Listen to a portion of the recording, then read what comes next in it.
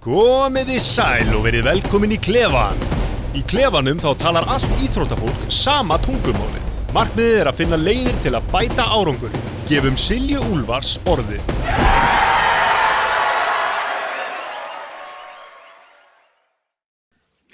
Hjá mér situr Jimmy Ekstedt, sem landsliðsstjóri sænska fimleikasambandsins. Jimmy kemur reglulega til Íslands og núna svona stundum að þjálfa hjá stjörnunni, en þar þjálfaði hann fyrir nokkrum árum og þar kynntust við einmitt. En hann þjálfaði mig og fleiri svona íþróttafólk í liftingum í Ásgarði í Garðabæ. Og það var ekkert eðlilega skemmtilegt, en ekkert eðlilega erfitt líka, sko, en ég komst allan í gott form. Jimmy hefur mikla skoðun á afreksstarfi og segir okkur Íslandingar hreinlega að vera að dragast aftur úr. Þannig að við ætlum að fara víðan völl íþróttana í þættinum og ég hveti klárlega til að hlusta. Við munum tala ensku, hann samt alveg ágætur á íslensku, en ég ekki viss að allir myndu skilja það, þannig að við ætlum að halda okkur við enskuna. Ég bað hann að lesa auglýsingapartin, en hann vildi það ekki, hann feiminn. En áður en við byrjum þá skulum við þá vinda okkur í samstarfsaðila klefans. Powerade stærsti íþróttadrykkurinn á landinu og jafnframt opinber íþróttadrykkur stærstu íþróttaviðburða heims. Og fljótlega þá munu sporttapparnir koma aftur á Powerade flöskurnar og lengjan leikur sem hægt að tippa á úrslit íþróttaleikja og rennur hagnaðurinn til íþróttahreyfingarinnar á Íslandi. Hvet ykkur klárlega til að kíkja á lengjuappið. Nutrileng Gold hjálpar einstaklingum með svona stýrleika og brak í liðum og Nutrileng smyr og mikið liðina og aðstofa við að byggja upp brjóski upp aftur. Auður sparnaðarreikningurinn sem þú varst að leita af, þú sækir appið og byrja bara strax að spara. Vextirnir, þeir munu alveg hugsa vel þig, þannig að kíktu endilega á auður.is. Hafið fiskvinnslan klárlega nammibúð íþróttafólksins með frábær gæði og mikla fjölbreytni. Það eru tvær verslanir, önnur í Hlíðasmári Kópavogi og hin í Spönginni, þannig að kvöldmaturinn í kvöld, hann ætti kannski bara að koma frá hafinu. En velkommen, Jimmy. Tack. Eða á ég segja velkommen. Du får säga vad du vill. Okay, nej, vi skulle inte tala svenska. Herðu, okay. To English. Who is Jimmy? I'm a sports coach, basically, Yeah. with a specialty in gymnastics, then mostly team gym, which is quite big in Iceland. Yeah. I have a past in women's artistic and male artistic. Artistic gymnastics. Artistic, okay. Which, som ni myndi säga då, bara áhalda fimleikar. Okay, áhalda fimleikar, okay. Tack. And I'm educated at the Swedish Sport Institute with sports science, and I have also then gone through the international physical coach education. Okay. And that's the part where I met you. Yes. To start to lift and make you stronger and faster. Yes, I was very muscular. Very strong. Yes. Tell me, why gymnastics? Did you train gymnastics? I was a really bad gymnast myself. I was basically the water boy, carrying the water bottles for the best gymnasts. Okay. But it was always fun. And after high school, I went into the army. Oh. And became an officer. And 1994 or something like that, the Swedish government decided to close the army part because we didn't need an army in Sweden. So we were all let go. Okay. So we were offered actually free scholarships to go to high school. High school? University, sorry. Yeah, okay. So I went back to the university fully paid and then started to do gymnastics again as a coach. Ah, okay. Okay, and today? Yes. What are you doing? I'm the national team director of Swedish gymnastics. I'm in charge of team gym, trampoline, rhythmical gymnastics, and parkour. Oh, okay. Wow. And I'm actually quitting my job next Friday, so I'm doing my last workday on the 11th of April. Okay. Why? Can you tell? Yes, I can. It's by own choice, and there's a time for everything in life. And you're supposed to feel good in your job, in your work, and in your life. And for the moment, it was more pressure of working than eager and fun to work. Enjoyment. Yes, so I'm not sure what I'm going to do 100% forward, but I will do something. Yeah, I know you have some opportunities lined up. We will see. We will see. But you're married to Icelandic. I'm married to an Icelandic woman. Yeah. We have 2 kids, both with Icelandic citizenships. Yes. One is doing high platform diving and one is doing swimming. Yes, and I know Harpa, and we were pregnant at the same time. Isn't the older one birthday now soon? 15th of April, sorry, yeah. Okay, yeah, I'm at beginning of May, so we were doing this together, Precisely. Jimmy. We took some pictures together. Yes, that's correct. Yeah, that was ages ago. Yeah, a few. Okay, so diving. Yeah, she's doing platform diving 1 and 3 meters. Okay. And she is a part of the Swedish junior national team. Okay. She has moved to Malmö by herself and living in an apartment and practicing around 25 to 30 hours a week and trying to be the best she ever can be in diving. And she's about to be 16 years old. Yeah, precisely. She's 15. She got focus. Yeah. And then you guys live in Sweden. We live in Sweden. We live in a town called Västerås, which is approximately 150 kilometers outside Stockholm. So we take the train to Stockholm, which is 50 minutes. Okay. So we basically live in Stockholm, according to the Swedish part. Yeah, and then you're here probably more than Harpa, and she's Icelandic. Yes, I'm here now. This semester I'm here off and on every other week, basically. Yeah. But we will have our first vacation together in Iceland for the first time in 15 years. We will be here for 6 weeks together. Okay, this summer? Or? This summer. Okay, but you're here working a little bit with Stjarnan. I'm here. Stjarnan is lacking coaches for the moment. Okay. And I was asked to step in and help them. Mm-hmm. And since Stjarnan is the first club I came in contact with in Iceland, I mean, it's always something in the heart who says that's the right place to go back to. And if I can help, I would gladly help them. Yeah. All right. So you were telling me before we started here. Let's start with just gymnastics in Sweden. Mm-hmm. Like how is that built up and how is the development and stuff? You have to remember, I am fortunately enough to only look at the elite. I never have to care about the foundations. I never have to care about everybody else. Yeah. I'm only looking at the national team gymnasts. Okay. Which is, in my perspective, a really nice way. I'm more of the elite than I'm of the basics. Yeah. But without the basic gymnast, we will never have an elite, of course. Yeah. But still, I'm only looking at the top, and we are up and down. For the moment, we are rising really big in women's artistic and male artistic. Artistic, is that áhalda? Yeah, okay. Yes. And in team gym, it feels like we're taking a step back. Okay. So I know the person who will go in my role after me will have a big go through of the team gym part and see what we can change and things like that. Parkour, we are reigning world champions. I don't know if you competed in Iceland. I don't know, but I know they train it in Björk, or at least did. Yeah, and we have one world champion in speed, which is basically an obstacle course. You run from point A to point B. Okay. On the fastest time, you compete 2 and 2. Oh, so I should be good in that. You should be if you have the coordination skills to climb over the obstacles. Yeah, maybe not. And then we have the world champion in freestyle, which is that breakdancing? No. It's an obstacle course where you do tricks.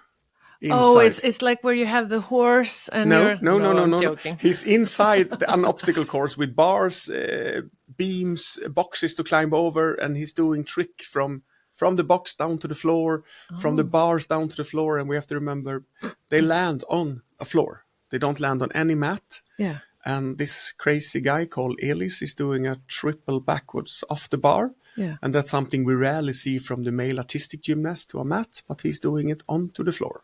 And is this all under gymnastics? It's under the Federation, International Gymnastic Federation, FIG, yes. Oh. So we have 2 world champions for the moment, Okay. which is really cool, if you're allowed to say that. So the elite athletes you're working with, like what's the average age? Junior age to come into an elite part of Sweden will be 14. Yeah. 14 to 17. Yeah. And seniors then from 16 and up. So the youngest I have in a national team for the moment is in the rhythmic gymnastic team. She's 14. Okay. And the oldest I have is in the trampoline national team, and he is turning 33 this year. Is that like grandpa old yeah, in gymnastics? It's not so nice to say, but yeah, he's the oldest one competing for the moment, but he's also the best one. Okay, that's cool. And he is in... Is there a lot of people over 30? No, but we see a lot of people turning over 25. Okay. Because that has been a big part of the Swedish Gymnastics Federation to make athletes work longer, staying longer in the sports, longer endurance. How do we make them injury-free for a long time? And how do we make it fun to continue working with a 30-hour-a-week sport when you have to do a full-time job as well, and so on and so on and so on. And what's the secret? Oof. If you are in a fun environment, Okay. you don't want to leave the environment. Okay. I mean, we have a lot of research showing that the best athlete doesn't come from the top elite facilities. They come from an environment where they're allowed to be themselves. Okay. They're allowed to have fun, but they also have a coach who can set boundaries, Yeah. who can step in when it's needed. But, for example, we see the older gymnasts going down in training hours, but they are much more focused on the hours they are there. Yeah, they use it better. They use it so much better. You don't have to be there 3.5 hours. You maybe have to be there 1 hour, 2 hours, but you are totally focused and you are really ready when you come in. Okay. And we have also moved out a lot of the physical training outside the gymnastic hall. So they actually go to a personal trainer. They go to a gym. They go to a facility where they have help. So we can actually just go into the evening and do 1.5 hours of trampoline. Yeah. And then they can do the physical. Yeah, so one can do this and then you go there Precisely. and do that. And I think, but again, the key to keep them in is to actually have an environment that's safe Yeah. and fun to be in. Okay. And if it's not fun, you don't want to be there. No, then you drop out. What about to keep them injury free? If you take, again, I can only speak for the part where we have national teams. To be a part of a national team, you cannot be elected if you have an injury. Oh, okay. So the athletes are going to take really good care of themselves. They have to. Yeah. And to be able to be a part of the national team, they have to go through a medical checkup. Okay. And that's the only thing they pay by themselves. Oh, okay. The rest I pay, or the federation pay. Federation pay, But as soon as they step into the national team or are getting elected to the national team, they have to go through a medical checkup. And they have to pay that one themselves. And if that one is clear, you are welcome in. Maybe you get a flag in this checkup. We check to the flag, what does it say? We go into a communication with the athlete, with the physiotherapist, with the doctor. What shall we do? Is this something just for the moment, or is it a long time? But we are trying to have injury-free gymnasts in the national team. Okay, so the national team, so that's of course a group that you pick. Do they always train together? Like, are you like, you're chosen one and you go and train over there? They are club-based. We have to remember that. Yeah. And then they have their own coaches. They have their own coaches. They are club-based. And then they are summoned to national team camps and national competitions and so on and so on. Okay. How many athletes are there? In the rhythmic one, we have 6 in the national team for the moment. We have 5 seniors and 1 junior. Okay. Trampoline, we have approximately 20 seniors and 16 juniors. What do you mean seniors and juniors? Up from we separate 18. We separate them by ages. Yeah. And team gym, which is every other year. Yeah. The biggest competition in team gym is the European Championship, and it only goes every other year. That's the Hope Fimleikar that Iceland is good at. Yeah. which you actually are reigning European champions in. Yes, sir. I am. So we only call them into the national team for 6 months. So they come in they get elected in May. Yeah. And they compete in the November, and then they're out again. So they come in May, and they're working together because, of course, they have to be synchronized and everything. Precisely. So they do 6 big weekends together. Yeah. And rest of it is club based. So it puts a lot of responsibility on the club coach. Yeah. And it also puts a lot of communication skills between the federation coaches, national coaches, and director. How is that going? On and off. We see problems, and we often compare ourselves with Iceland. Yeah.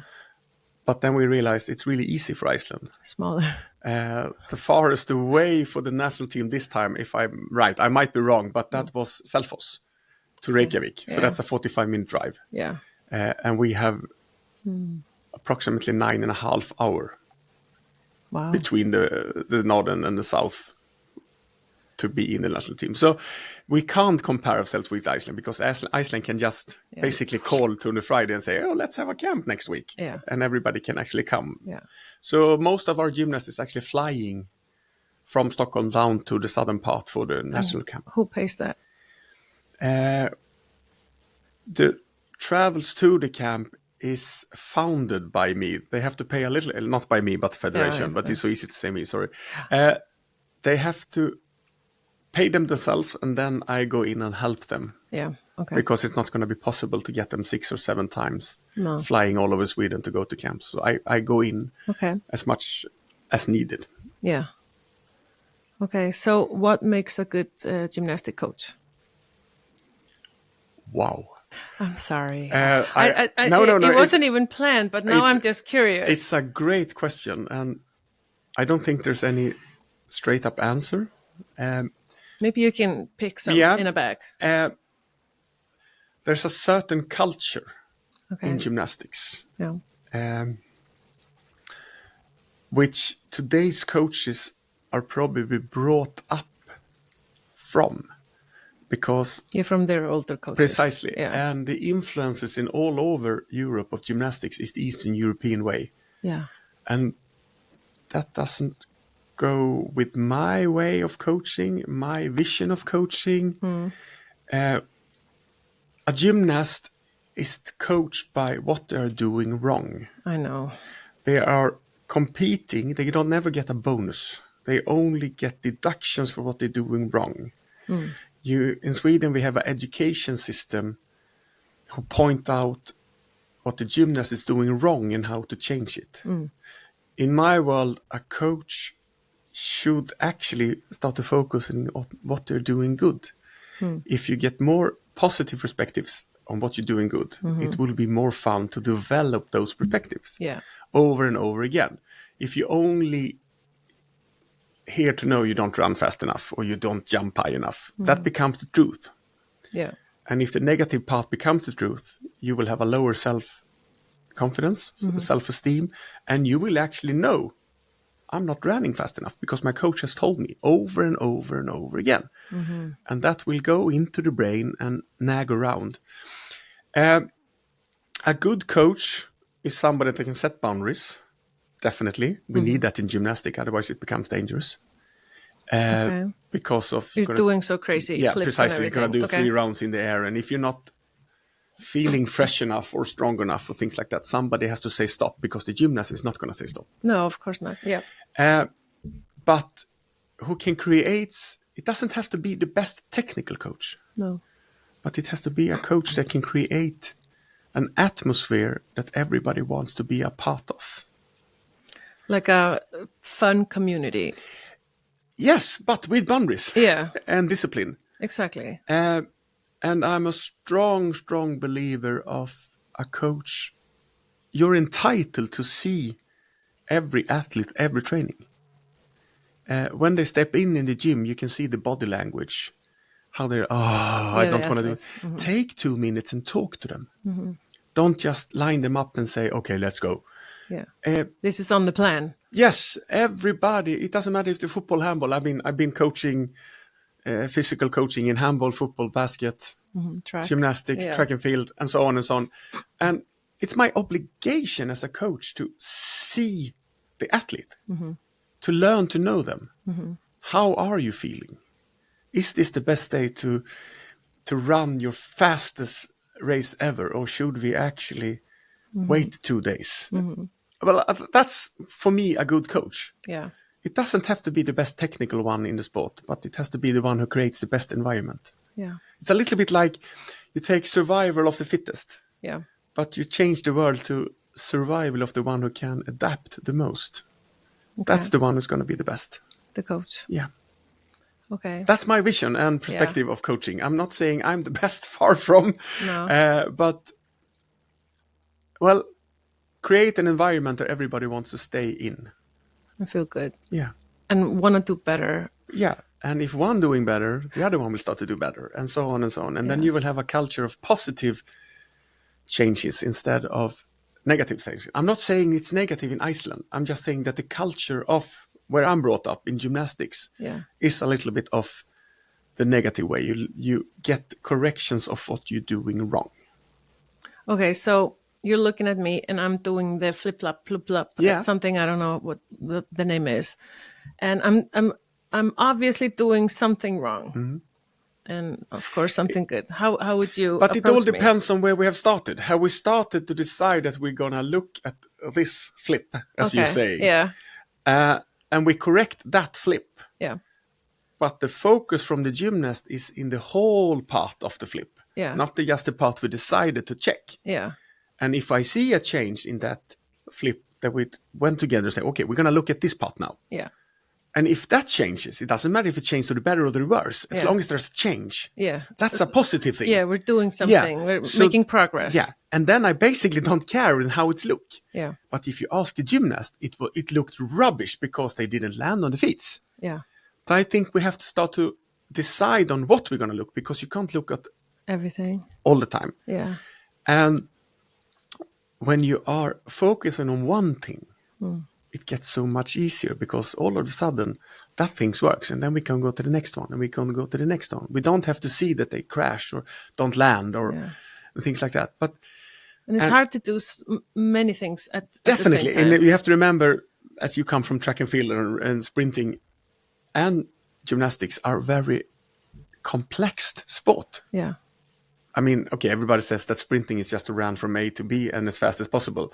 It's far from. Yeah, it is. I mean, we have been discussing what can we do if we will make your running step 1 centimeter longer, and how strong will you be, and how much will that demand, and so on, and how will you take the hurdles, left foot, right foot, which is your, it's so many complexity inside that, I mean, you can nerd yourself down into ages. Oh, I love it. And you can be sitting and working with it.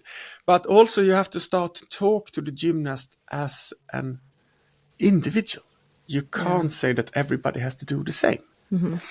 And also ask the gymnast, how did it feel? Yeah.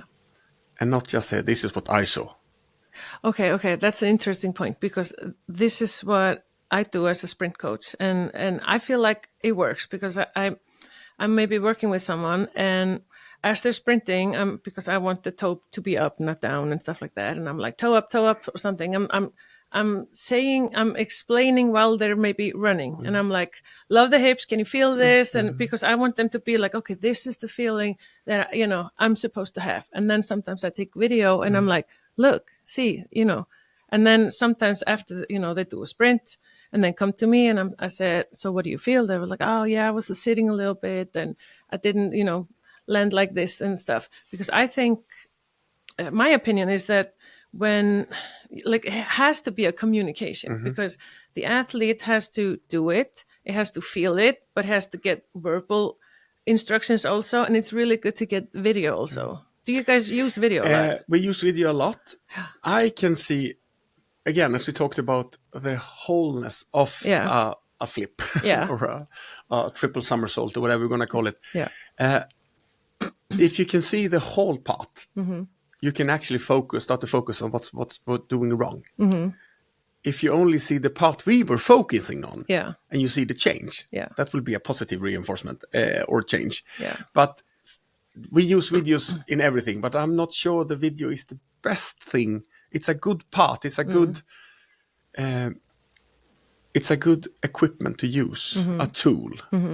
But I don't think it should be the most important tool. No, I agree.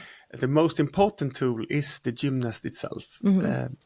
When I came to Iceland, I talked with some of the gymnasts and said, I will probably not be able to teach you any gymnastics Okay. because you can already do gymnastics. Yeah. I can probably look on small details. Otherwise, I can maybe help you with With the environment. Sorry. Yeah, okay. And Stjärnan is a fantastic environment. Yeah. I have to say that. It's a really positive, and they have changed from when I was there the last time. All right. Probably because the coaches is not there yet any longer. I'm not there any longer. Yeah. But coaches today, and if you go back 15 years, if you're still going to be coaching, you have to have gone through a change yourself. Yeah.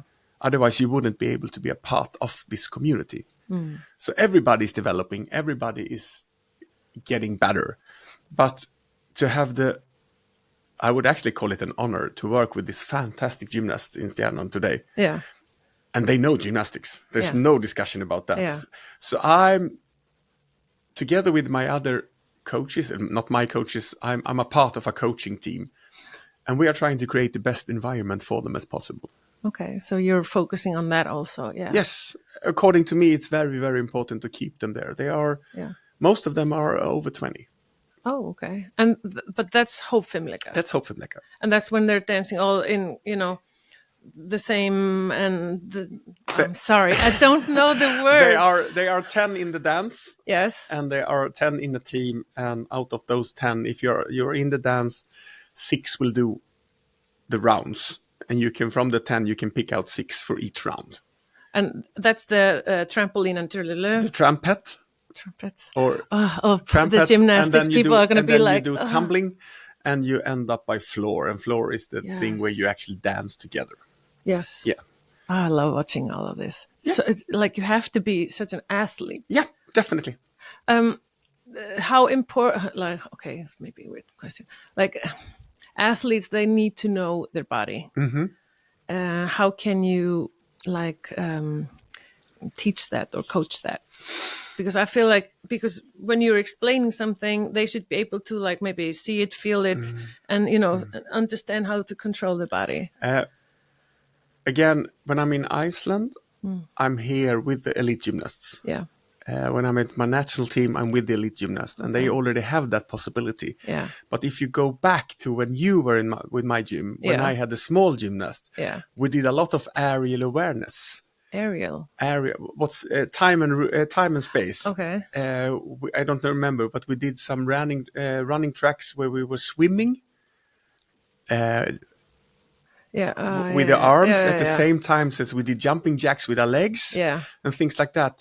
I mean, there's so many ways to teach coordination skills, up and down, left and right, and the ability to feel. Yeah. And if you feel and combine that with your seeing and your hearing, that's how you get to know your body. Yeah. And that takes time. Yeah. And you need to practice. And I think that's why we actually see that gymnasts, figure skaters, ballet dancers, I'm probably forgetting some of the aesthetic sport now, but they are up around 20 to 30 hours a week of training. Yeah. Because if you don't know where you are, if you lose yourself in the air, just for a fraction of time, the injury risk is really, really, really big. Is it... I want to say correlation. Oh, yeah. Okay, connection with if you get, because we were talking about the doctors and they're going through the medical and everything. If you got injured a lot when you were younger, are you going to be... I can't speak for Iceland. No. I can, though, speak for Sweden. Yeah, how is it? It's horrible. Okay. We can actually see, especially in gymnastics, there you get an injury, you are not doing your rehab properly, Yeah. And that's an injury who will be lasting, and you will never get rid of it. And Okay. then you start to practice with pain, and then you learn to handle the pain instead of learn to handle how to get Healthy. healthy. Yeah. And that's just becoming the culture of a sport, and you learn to live with the pain, Okay. which I think is it's sad. Yeah.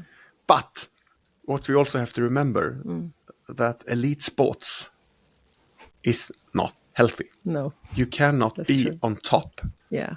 and be healthy. Okay. You will always feel a little bit, and then you have to talk to yourself. Yeah. Is it worth it? And if you go back to your own career, Yep. was it worth it? Yep. It Yeah. was. It was. There you have the question. The answer, sorry. Yeah. But we can see a lot of especially injured ankles, knees, backs from young ages Yeah. who will continue going on. And that's mostly because the gymnast doesn't want to take free, doesn't want to leave the gym because the environment is really fun. They want to be there. Yeah. And they are afraid of getting behind. I mean, I mean, there's competition in every sport between team members and everything, but I can imagine it's a lot in gymnastics, especially like maybe I'm offending someone because I feel like because of your getting criticized for what you do wrong, like of course they get so much perfectionism. So you always want to have it like that. So you don't want to miss out then. And she goes and does better than you and everything. This is a really interesting thing. Again, this is my opinion Okay. and based on what I see in Sweden. Yeah. But most of the gymnasts at the top is also performing at the top at school. Yeah. Is also performing at the top in the life. They have a perfect flow in Instagram. Yeah. There's nothing Exactly. who is getting missed. Yeah. I mean, if you look to the week schedule, basically every hour is planned. Everything Is it healthy? Ooh, Is it okay? during your elite career, yes, because I think it's necessary. Yeah, you need to have like A structure of the week, when I'm going to eat, when I'm going to sleep. How am I going to, if I'm at university or high school, how am I going to be able to squeeze in 30 hours a week, sleeping 8 hours, have a rest day off or two, and at the same time study, at the same time eat, drink. We had one school in Sweden who the students were not allowed to bring the water bottles into the classroom because the facility was really new and they were afraid it would get drops of water on the floor. And okay, we are talking about probably getting to 2 to 4 liters of water a day. Yeah. And if it takes 4 hours, 5 hours away from a gymnast or an athlete, you're not allowed to drink. That creates a problem. Yes, I'm not sure it's healthy. I'm not sure it's but I think it's one of the tools you need to be able to do. Yeah. Maybe necessary to be a top athlete. Yeah. But then you maybe need to get help because you can't perform at 100% every single training. Exactly. And when you learn to understand that, and you're still in an environment that's fun, you will actually be even better. So for the elite athletes, because you said 1 or 2 days off, is it like that? Yes, I hope so. At least one. At least one. Maybe some weeks too. And you can have a lighter period, of course, during your trainings. But I mean, one day it's going to be really tough to reach for the remote control for the television. Yeah. One day you are going to be on the sofa in the bed, reading a book, listening, do something else. Active recovery, of course, you can take a walk and things like that, but it's not going to be. One day you have to be off. Yeah. And we're not going to go into researches now, but without recovery, you will not be the best. No. You can't practice every single day. You can't put that emphasis on the body every single day. When they're training, how long are they in the gym? The women's statistic in Iceland that I see now is there for 4 hours. Okay. the team gymnasts are there for 3 hours. And that's basically what we see in Sweden as well. Of course, it differs a little bit from club to club. And if you look at the rhythmic gymnastic in Sweden, they can be in the gym from 5 to 6 hours a day, which I think is way too long. Okay. But how to handle school and food and sleeping if you have to be there a fourth of the day. Yeah. Okay, food. You're training 3 to 4, 5, 6 hours Yes. a day. Like, do they have like a little bag with food? I can't say I can only say how it worked for my child. Yeah. And I can say what we do when we are out in national teams with camps and things like that. But Wilma, which is now 15 and going to a high school for diving, she's eating 6 times a day. Okay. We are not calculating anything for her. In fact, we're trying to make her understand that I have to eat breakfast, I have to have a snack, lunch, I have to have a snack, dinner, I have to have a snack. Yeah. And if that becomes a part of your day without making a thing of it, because I think that's really dangerous to make a thing out of it. But yes, 5 to 6 times a day, preferably.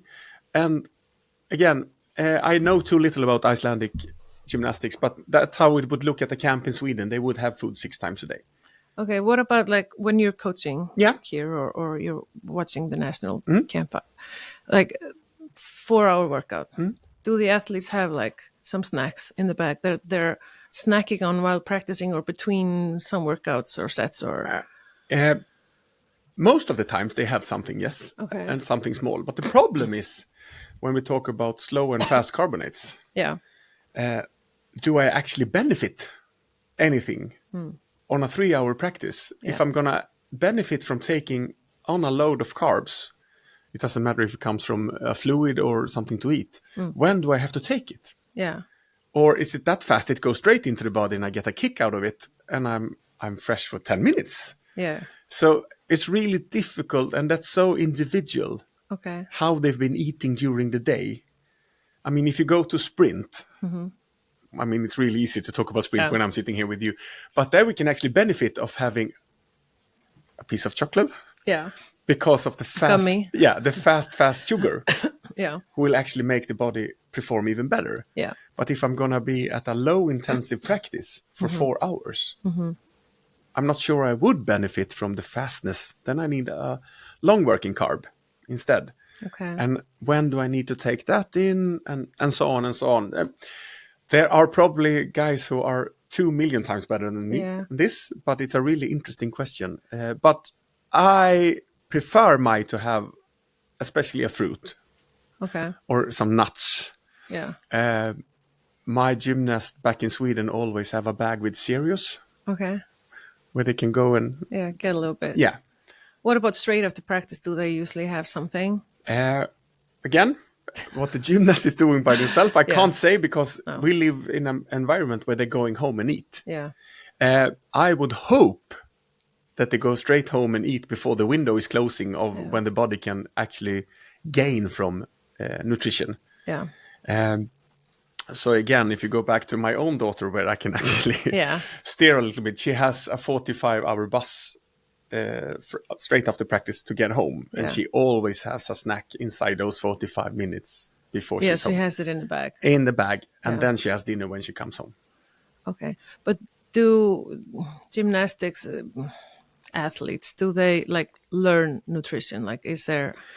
do you guys help them learn yes, that? If out of the Swedish perspective, out of the Swedish perspective, they have nutri lectures. We have a support through what you would say ESE, the Swedish Sport Institute, who actually can step in with nutrists, people who can calculate what you need to eat and things like that. There are a network of people who can actually gather them up and help them. Okay. That must be important. I think it's one of the most important things to actually be able to be at the top. Yeah. So right before this, you were telling me about Sport Equipment Bank in Sweden. I want you to tell them about it also. I love it. prices for sport equipment has gone through the roof. It's really expensive to buy a pair of football shoes, or in Sweden we play a lot of ice hockey, which you don't. I think you have 3 clubs still, or something like that in Iceland. I'm sorry not a lot, but sorry if I offended somebody ice hockey player in Iceland, but I think there are 3 clubs. Yeah. 2 in Reykjavik and 1 in Akureyri. Akureyri. Yeah. Anyway, the prices for this equipment has become really, really expensive. Yeah. Also for winter sports like skiing, snowboarding, and things like that. So what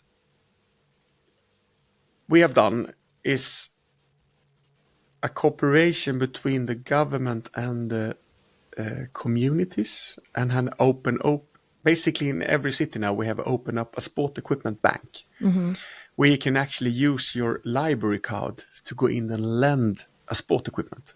Okay. So if you go, is it in the library though? No, it's often in some kind of sports facility. Okay. So basically, if you have a library card, you can go and borrow a pair of skis and a pair of ski boots for your winter vacation. Yeah. Instead of going and buy them. And all this equipment that's coming into this bank is given by the community. Yeah. And it can't be bad equipment. It has to be equipment that you don't need anymore, that you don't use, your kids have grown out, and we leave them in. And especially then, since we have a charge-free school, money in Sweden, schools in Sweden are not allowed to charge kids for anything for a winter day or things like that. Everything has to be free. So today when we get information about the sports day in school, they actually always put in the line where you can actually go and borrow the equipment at the sport bank. And the idea of that one is, it's incredible. And you can actually see during the winter break areas in Sweden, it's basically empty of ski equipments. And in the summer, you can have a basketball, you can borrow a football, whatever. Just go out and play. So we are trying. Do people bring it all back? Yes, because of you have to put in your Kenitala, in your library card or whatever we're going to call it. Yeah. And yes, it comes back. Okay. And I think also because it's a free service. Yeah. People cherish that one so much because I can actually do sports. Yeah. All sport doesn't cost money, but the sports that cost money, riding, ice hockey, golf, for example, always extremely expensive. So you can actually borrow those things. And I think it's a beautiful way to give back to the community. Yeah. So we are basically giving all our used equipments back for what our kids have been using. Okay. And like football shoes and... Football shoes you can borrow, ice skates. Some even have like a football uniform we can take home and wash as shorts and things like that. Bicycles, skateboards, you name it. Okay. That's really interesting. Because maybe you don't have to own everything and everybody own everything. And it goes into the society also if you look at how we have to keep them longer in the sports. Yeah. And if your parents don't have the possibility to pay and you still want to do sport. For me, sports shouldn't be something that costs. Yeah. But today it's too costly, which means if we can give them something back, they will definitely, when they're growing up, give back to the society and to the sports. Yeah, that's interesting. Okay. Yeah, no, I was just thinking give back. If you look at most of the gymnasts, there's they don't want to leave the environment. So very, very many of the former gymnasts become coaches. Yeah. Exactly. Because they want to give back. Exactly. And that's my way of giving back. Yeah, that's interesting.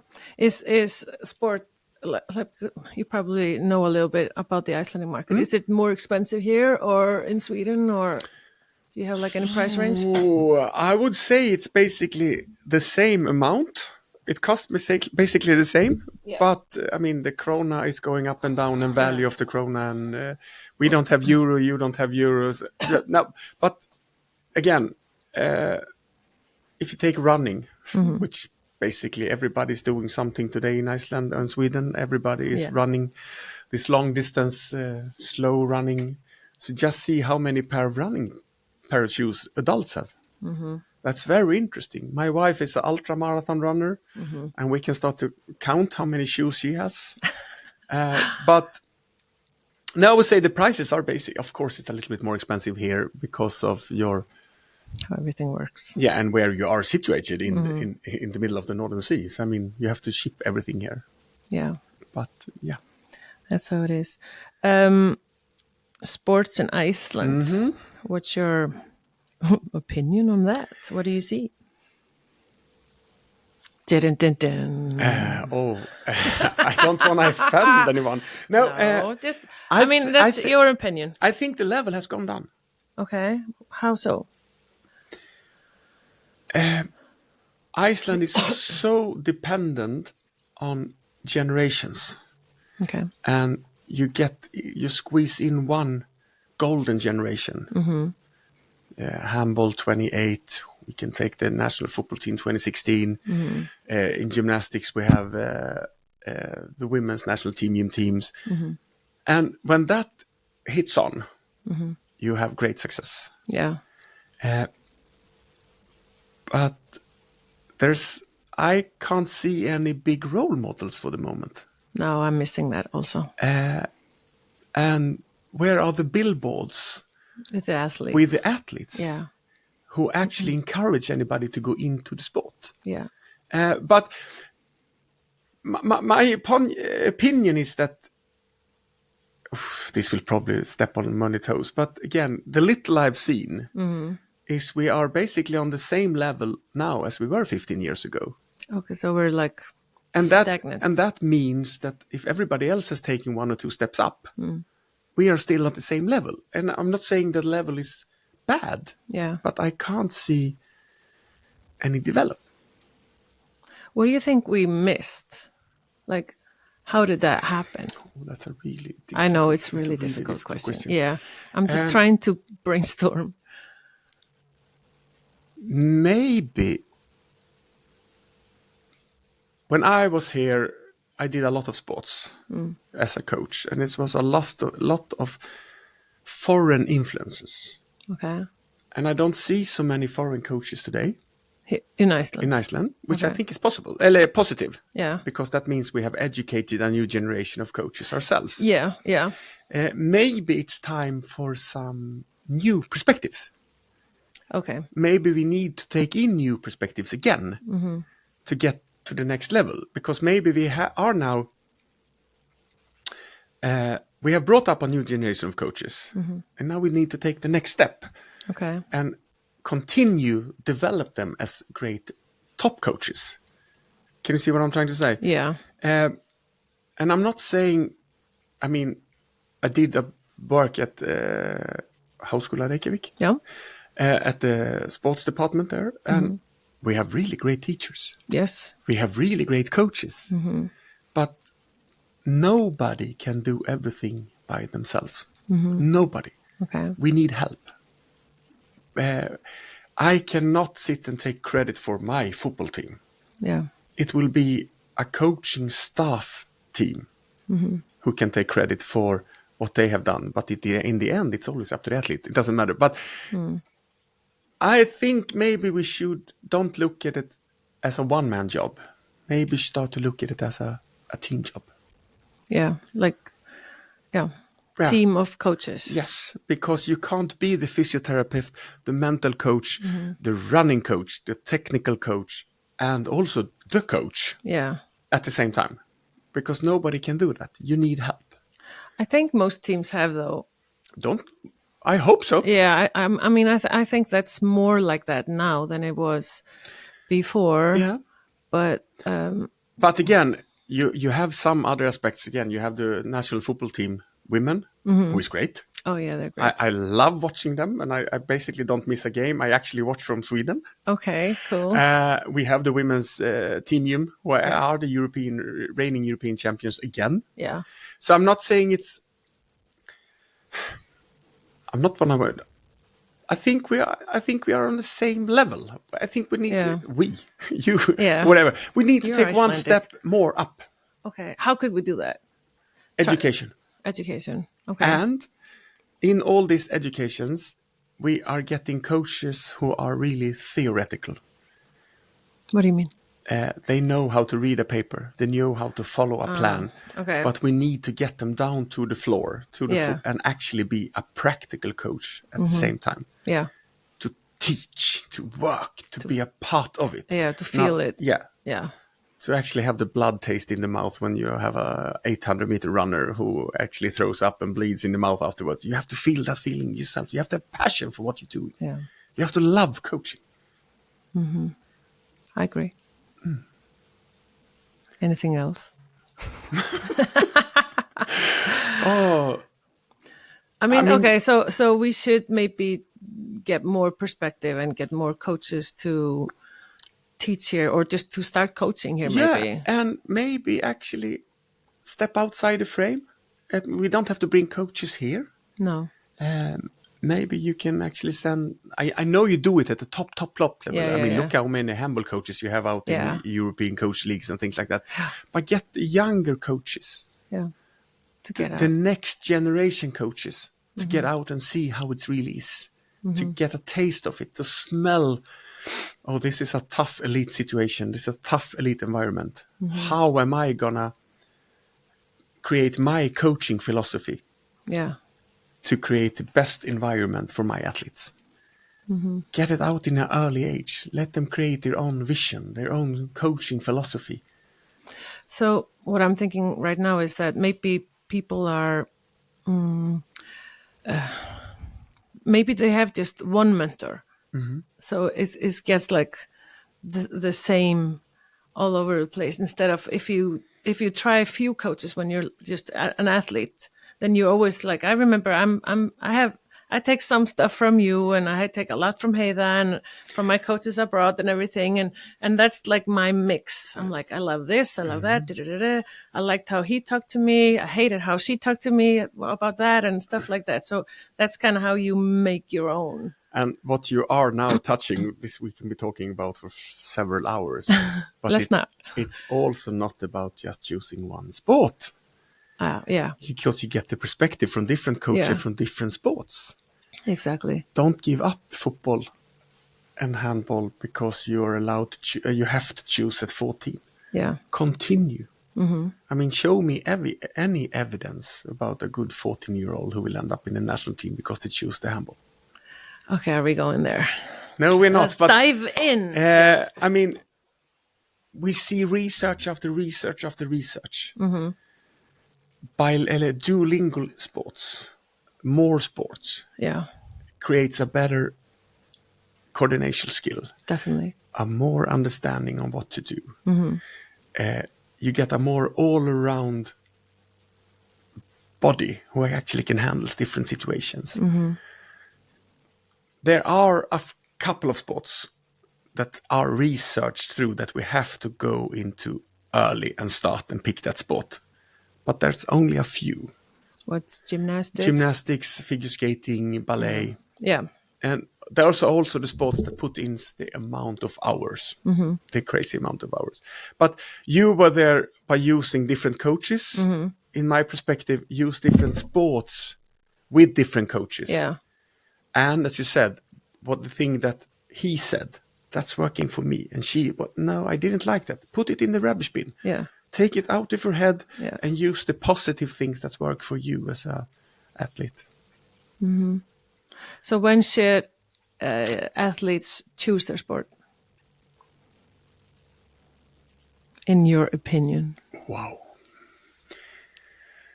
Because today, like people in grundskole, they're doing a lot of maybe handball or football and track, or something like maybe two sports, and sometimes they're colliding, but sometimes it works. if we go back to the basic school, I think you should do as many sports as you think is fun. And I think that the clubs should talk about it together in the community. So you're actually allowed to miss a practice and still be able to play a game in another sport and things like that. I think it should be a cooperation between the clubs, because if we can squeeze in 4 or 5 practices a week on an 11, 12, 13-year-old in different things, they will benefit from it because they will be stronger, they will be faster, they will be more adjustable, they will be more adaptive. Understand their body maybe better. Definitely. But then we come to a level where you start to need to make a decision. Yeah. And I'm not going to put an age on it. No. But the sports do it really good themselves. Some say, oh, you have to pick by 11. But you will feel that you actually is getting better in one sport. Yeah. Somewhere around what you call grundskole. Yeah. Like 7th to 9th. Yeah, olika grade. delt, yeah. Yeah.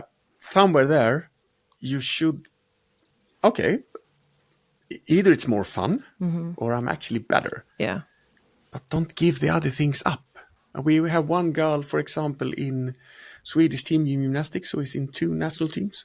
Okay. She's in track and field and team gym.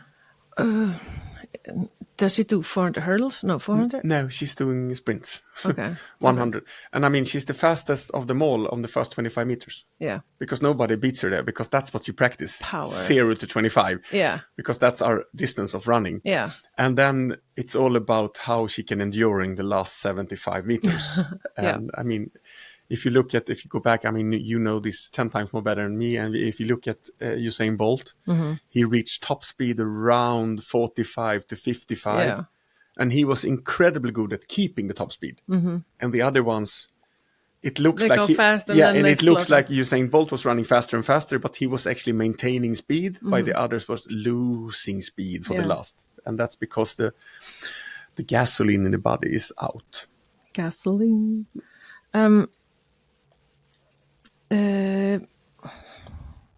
Shoot. What's it called? The menstrual cycle. Yeah. You watch that? You like when you're coaching or? If I'm coaching, Okay. you have to remember I'm not always a I coach know, anymore. But yeah. when I'm coaching, I talk to my gymnasts about it, and for me it's really important.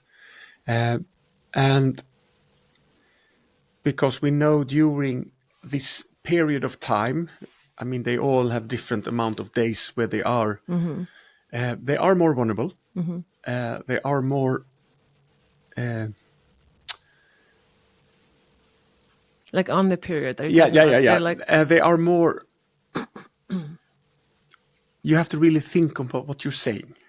They are really sensitive. Yeah, sensitive. And okay. I'm not trying to say it's a bad thing, but No. as a male coach, you have to actually, okay, that was maybe not the right thing to say today. Okay, so you feel that Definitely. from them, You have to. Do you track it? Like, do you know? No, I don't know the cycle. Yeah. But we are monitoring our gymnasts, or I'm monitoring my gymnasts, where they fill in for every practice, where they are, how they feel, how was yesterday, how is my body feeling, and then they have to fill in a square if they are on the period or not. Okay. Like, how do you monitor? Do you talk to them? Or no, I do have you I have a monitor program that I use. Is it an app? It's an app, so they can have it in the telephone. Okay. And we know they have to eat more. We're not going to go into calories today, but we know they have to eat more. Yeah. They have to sleep more. Okay. They often feel heavier because of the fluid in the body. So is it the correct time to actually go max? Yeah. If you feel heavy, if you are more vulnerable, if you are more sensitive. There's a lot of perspectives. And there are some researchers and some other research who doesn't show. It's very, very 50-50 now. But my opinion is that they are more... It's easy to get an injury during that time. But again, there are researchers showing shows the other way. Yeah. Totally. But again, that's my opinion after 30 years of gymnastic coaching. Okay. And I think it's really important. Okay. And it has worked for me. But isn't it hard to be a coach and you're like coaching this group and this is the maybe program we're doing today, but then these girls are, and this week and, in the menstrual And you have and it's like, and you have to remember, I'm far from the best coach. I don't have the answers. No. I can only bring out my perspective and my opinion. And back home, when I'm coaching, I basically have 21 training plans. Yeah. I don't have one plan anymore because No. this is what the team is going to do. Yeah. I have 21 individual team gymnasts who are going to have a plan. And at this week, we need all to be approximately same spot. Mm-hmm. And then it's time to start to periodizing or whatever you call it. I mean, you have a great and awesome man in Iceland. Yeah. I'm not sure I'm going to say his name right now, but Veistein Hafstens. Yeah, Ekstedt. He's the master of periodization and planning. Agree. I mean, in my world, I mean, I have the luxury of listening to him 2 times. Yeah. And wow.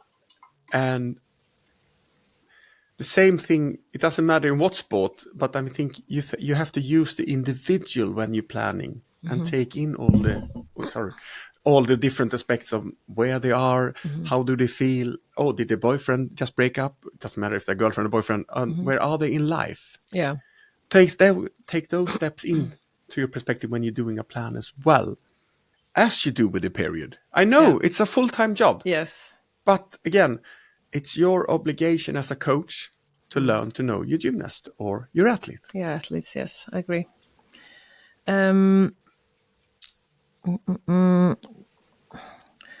Train where you are in puberty.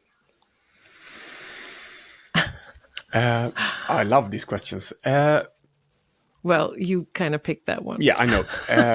No, the thing is, we see a lot of age grouping. Yeah. 11, 12-year-olds together. And all of a sudden you have a 12-year-old boy who has gone through puberty, who is a man. Exactly. Looks like he's 15. Yeah, and grows a mustache and muscles and everything. Yeah. And is it fair to him to play with 11-year-olds, to practice with 11-year-olds? And is it fair to the 11-year-olds and meet a 15-year-old man? It's 2 perspectives. Yeah. And maybe we should dare to look outside and actually start to practice where we are in puberty. So if I am 15 years old, developed in my body, but I'm still a 12-year of a biological age, maybe I should be allowed to practice 1 time a week with the 15-year-olds. I'm not trying to rush anything, but I'm trying to get it to be on their terms. So it's like a verkefni við hæfi. Yeah. Yeah. I And don't I know think, how to say it in English. No, but I understand what you mean. Yeah. And I think it's really important for both parts. Yeah. And you also, because you have seen these studies probably that you get picked into teams if you have a bigger chance to be an athlete if you're born January to... Yes. No. Yeah, we're not talking about that anymore. We are not there. Yeah. And that's... Well, we basically have proof it's not... He did it...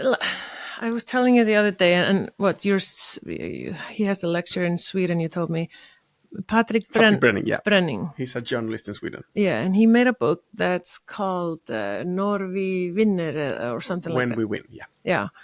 And I saw the article about it, so I used the Google Translate to read it, and I really need that book in Icelandic.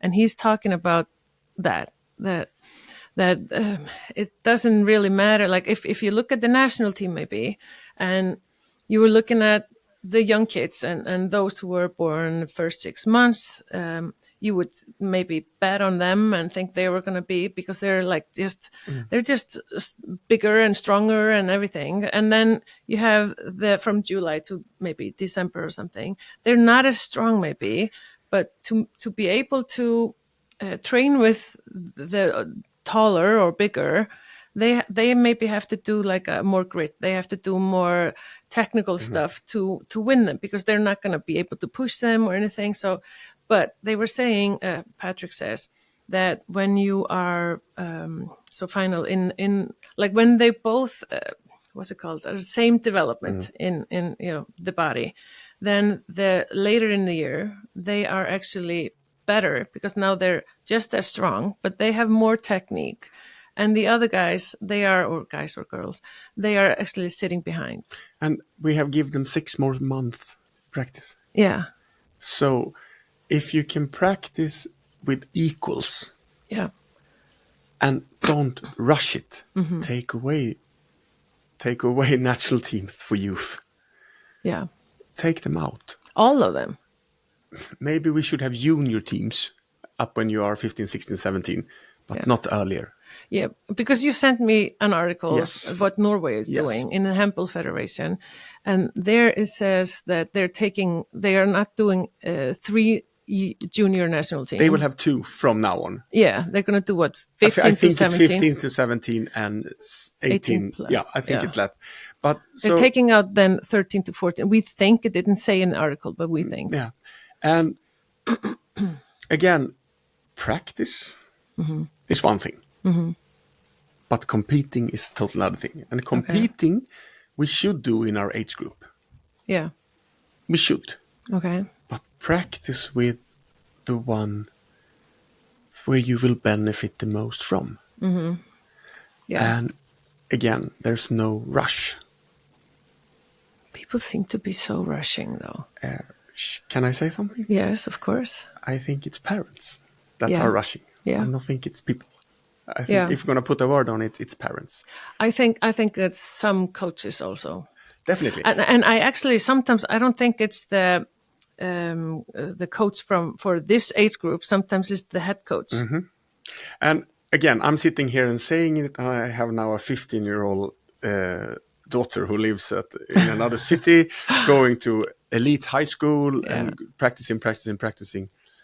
She's been a gymnast. She's doing dual careers the whole life.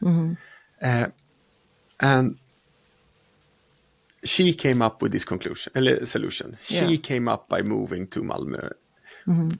We have been there, but it's so easy to say how others should behave, and then you look at yourself and see that, oh, maybe I'm putting my daughter early into an elite environment. Yeah.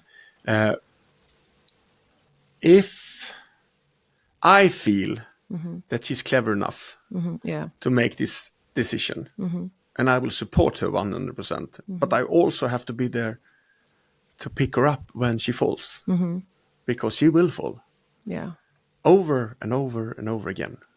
She can't climb Mount Everest the first time. No, of course not. None of us can. So don't rush it. But be where you want to be. The Swedish school is really good of taking care of the one who has problem. Okay. But we are very bad of taking care of the one who has easy in school. Okay.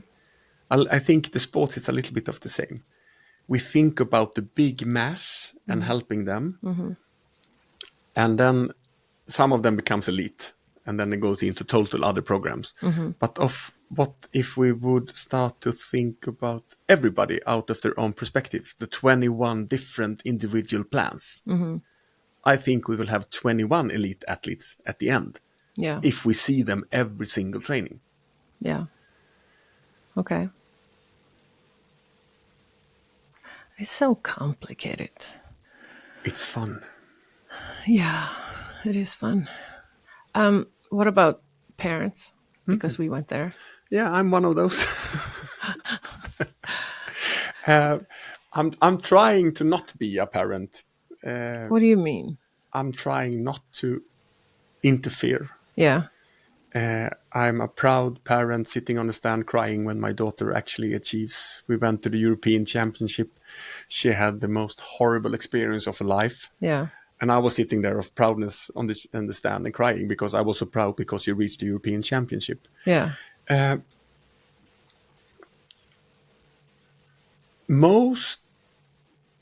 you look to the sports of a kid today, it's basically a family business.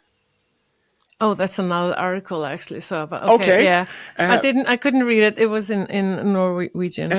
Basically, the family puts their whole life on hold for this 14-year-old, 15-year-old athlete.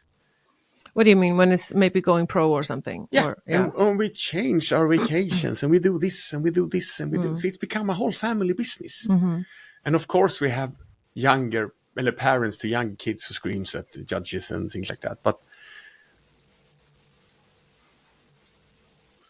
I don't have an opinion. I think it's a really bad behavior, Okay. and I think it puts a lot of pressure on the kids. And if I would scream at my daughter's coach, she would hate me. Yeah. She would think I'm the most embarrassing person in the world. Yeah. I love when people not interfere, but be a part of. Supportive. Yes. Yeah. And ask instead how you can help instead of criticize. Yeah. Because if you're only going to criticize and not come back with any solution, you will just be regarded as a problem. Yeah. But if you can offer your help instead, if you still are on the sideline of a football practice 3 hours a week just watching, step in and help. Yeah. You need help. Yeah. Yeah. But again, when I mentioned parents, it's more that I think that actually a lot of families live around the athlete's life. And But isn't that okay if it's just everyone loves it? Or are you talking about it's so much pressure for the kid? I think it's too much pressure for the kids. Okay. But that's my opinion. Yeah. But of course, I love parents who goes all in. Yeah. But maybe they do it a little bit too much. Yeah. I It's probably all different reasons, Yeah. and maybe we the parents should maybe look in the mirror and ask ourselves, like, are we And out of helping? a gymnastic perspective, parents are not allowed in the gym. I know. Why is that? Because when they're young, they mostly run up to the parents instead. Okay. And if you take, I don't know if you've been up to Ausgardi. Yeah. There's a glass. Yeah. And parents are respectably asked to sit outside the glass. Yeah. They're more than welcome to watch the training, but they don't have a chance to interfere. Okay. And they're also more than welcome, at least it was that, I think it's like that now, to be able to talk to a coach after a training if there's something they feel wrong. But again, parents is needed for the youth to be able to, or for an athlete to be able to, they need the support from the parents. Yeah. But I think the parents have to look at it from several perspectives to be a part of it. And how can I be the best parent for my athlete? I think that's what you say when you're going into the mirror and look at yourself. Ask yourself the question, what can I do to be the best supportive parents?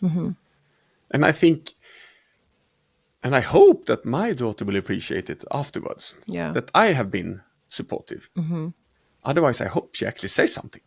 Yeah. But if you're 6, 7, 8, 9, you're not at the position where you actually can explain that. No.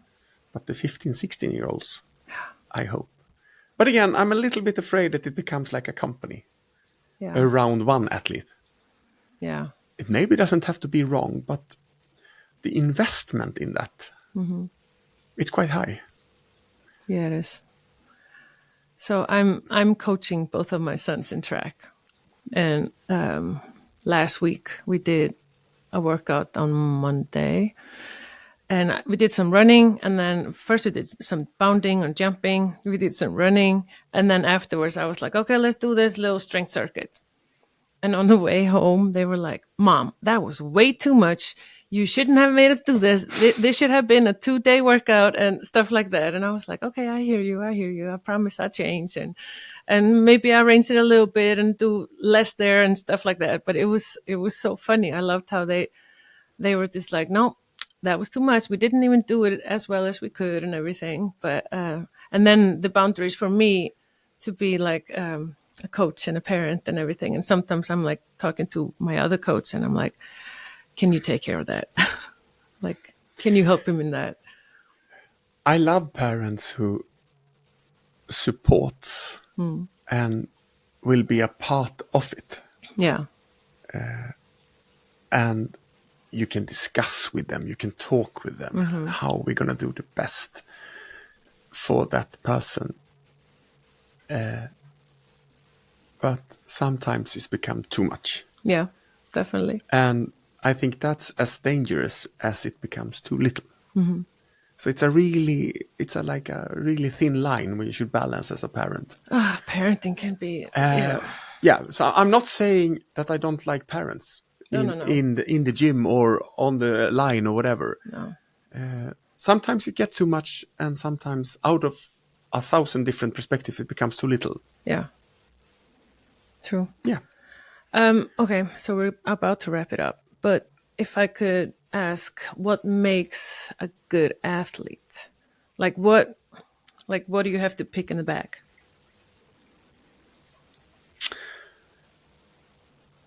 Self-determination. Okay. Be determined, okay. You are not going to the practice to practice for your coach. You are going there for practice for your own sake. I'm not going to my track and field because I want Silja to coach me. I go to my track and field practice because I want to be better. And one of the tools at that practice is Silja. And that's because I choose to be in that club. But you need that. And I think how society looks today, determination is getting lesser and lesser or harder to find in athlete. Okay. What do you mean by that? Everything is so easy. Yeah. Everything is for free. You don't have to, or not everything is for free, but Yeah. I mean, you are 2 seconds away of finding something out that took me an hour to find in a book Yeah. 20 years On ago. the library and Yeah. everything. Yeah. And which means the feeling in your head is that you don't have to work as hard to be able to be as good because the answers are out there. So we need the self-determination to actually start to fight, because it will only be the one who fights and stay in there until the end who will come somewhere or become something in sports. And the top athlete, if you have a dream, write that dream down on a piece of paper and you will have a goal, because that's clearly, this is what I'm aiming for. Practice for that goal. And the secret to all athletes is follow the plan. If I don't follow the plan, I will never be able to continue to become to the top. Get your dream down to a piece of paper. Make it a goal. Break it down. Break it down to a plan and follow the plan. Should you tell your coach the dream and the plan? Definitely. Yeah. So you can be on the same page. Definitely. I feel nowadays back home in Sweden that my ambition, my coaching plans are 10 times bigger than the gymnasts. What do you mean? My dream is, for them, Yeah. is bigger Yeah. than their own dreams, which means I have to lower my expectations. Yeah. That's why it's really important to get your dream onto a piece of paper, visualize it, see it, make a plan out of it, and follow the plan. I think that's the success to everything. Yeah. It works in your work life as well. I'm thinking, what's my dream? Well, we have had a lot of dreams in our life, haven't we? And how many of them ended up on a piece of paper? Yeah, exactly. That's a wish. Okay. Any final words? Have fun. Enjoy the environment. Be in an environment where you want to be, because it's a safe and fun environment. That will make you a top athlete. Final words for a coach. Educate yourself. Educate. See every gymnast, athlete every single day. Say hi to everyone and acknowledge them that they are there, and let them be the individual they are by themselves. I like that. That's my vision. All right. Well, Jimmy, thank you for coming. This was a long conversation. Thank you for coming. Thank you. Thank you for your time. Og sjálfsögðu þökkum við samstarfsaðilum klefans, Nutrileng, Auður, Lengjan, Powerade og Hafið fiskverslun. Takk fyrir að hlusta og gangiði vel að elta þín markmið. Klefinn með Silju Úlfars.